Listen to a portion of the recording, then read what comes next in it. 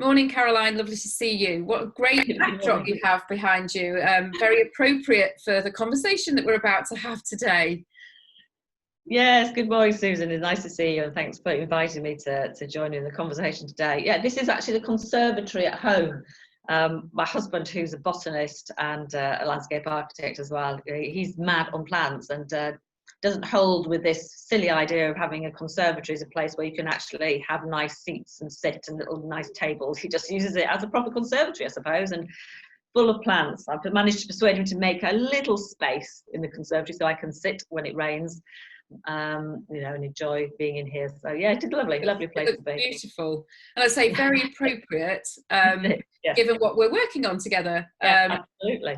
Which I'm very excited about. So week on Wednesday, July the 22nd, we've got our webinar, which is telling your sustainability story, specifically focused for hospitality venues, which I'm really excited about. Many of the venues that Secret Spaces works with have got sustainability credentials and do varying degrees of a good job of explaining what they do. But I know we've talked about kind of the importance of weaving that through a story rather than it just being a statement of fact. So, which I think I'm really, as I say, really looking forward to the webinar happening and engaging with the venues. So how did you come up with the webinar? What brought you to the point of thinking, well, this is how I want to help?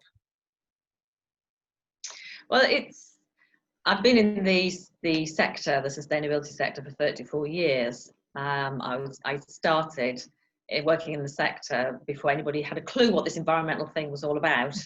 And in fact, if I was at a party and somebody said, "Oh, well, what do you do for a living?" I would probably sort of lie, really, because if I told them, they thought I either worked on a Greenpeace anti-whaling ship or knitted my own yogurt or was just basically playing weird and would start backing away, So, and when you're at a party, you do like to have a little bit of street cred, really.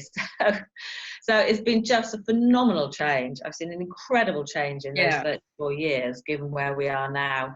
We've got COP26 actually going to be hosted here with all the governments coming together to Glasgow to talk about how to tackle climate change. If you told me that 34 years ago, I would have probably laughed at you and wouldn't have thought it would be possible. So it is incredible. I've obviously monitored that change throughout all that time.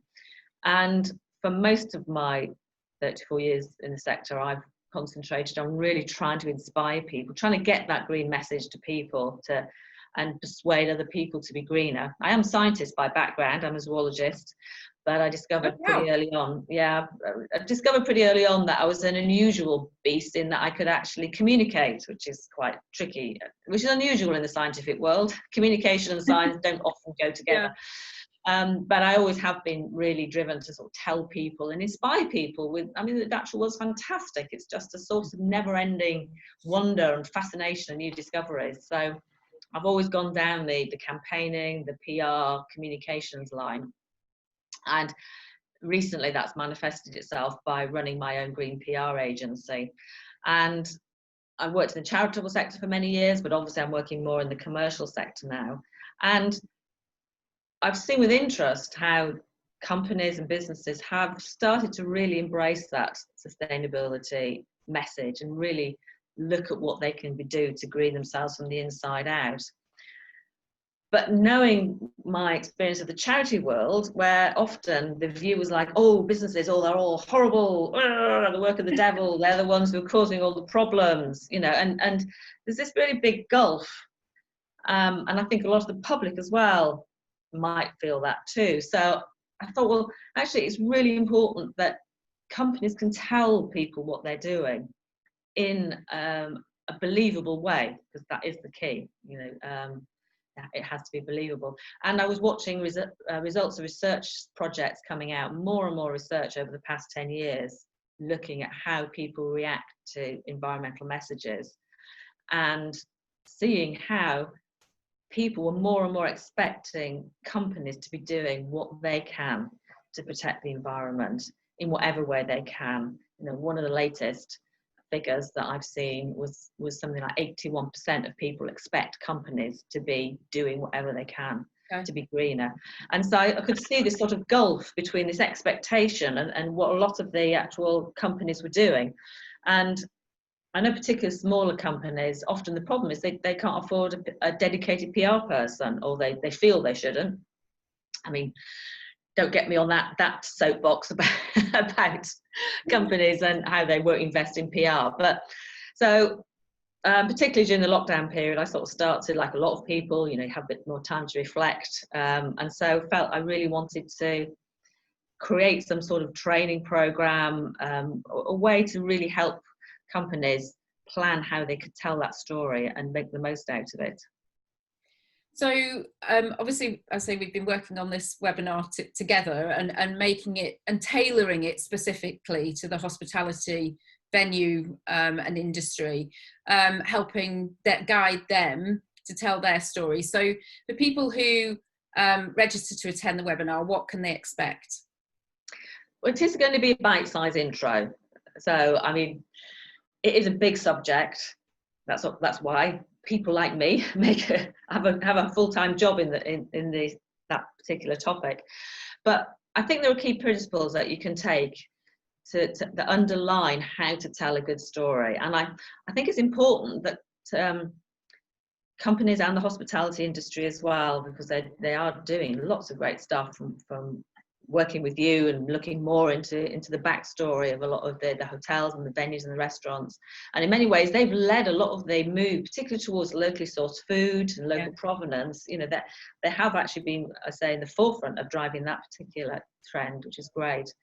But there are key principles, and often companies go, oh, well, we'll just put out a couple of press releases, do a few social media posts, and oh, that's it, isn't it? You know, but that's completely missing the trick of how to really engage with your target audiences and get them to feel that they're part of what you're doing, and see how by working with you, by either coming to your restaurant or staying in your hotel, they're actually helping that to happen. Yeah. They're supporting that hotel and that restaurant or the event venue, you know, and through that, they're actually then enabling the venue to obviously have the income and then do all the green work as well. So we're just going to look at the basic principles underlining that, and how you can take something like, for example, I don't know, the food, you know, if you have got locally provenance organic food, taking that, and rather than just saying on one occasion, oh, we have organic food, or oh, it's locally sourced food, you can actually delve deeper into that and turn it into a book that's got lots of chapters. And then each chapter gives you an opportunity for more publicity, but telling more of a little bit of the story. You know, for example, you know, what is the story of the people who produce that food? You know, what's the story of the local farmer, or the person who makes the, you know, sauce or the chutney or whatever it is?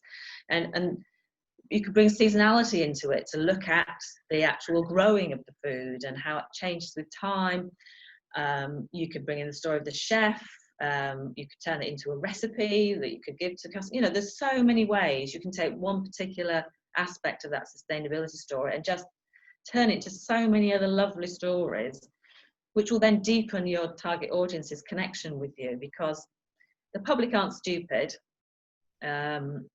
It's my criticism of PR and marketing world that they often think that they are, but they're not. They've now had 40, 50 years of this advertising marketing lark, and they're getting really savvy to all the tricks and the techniques, and particularly your younger people. You know, my daughter's 14, and I can see now how she's automatically growing up with that instinctive cynicism. So you've got to get over that. You've got to not suggest any greenwashing. So that's why it's really important to be taking people into that in-depth story, and to be telling that warts and all. You know, if something fails, be honest with people, because people really respect that. They don't expect us all to be perfect.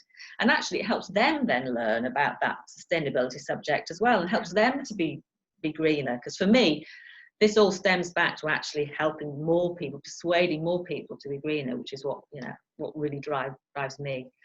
So we'll be looking at those. We'll be looking at a bit of the benefits, looking at some of the research just to prove how people really respond to companies that they can see are being greener and more sustainable.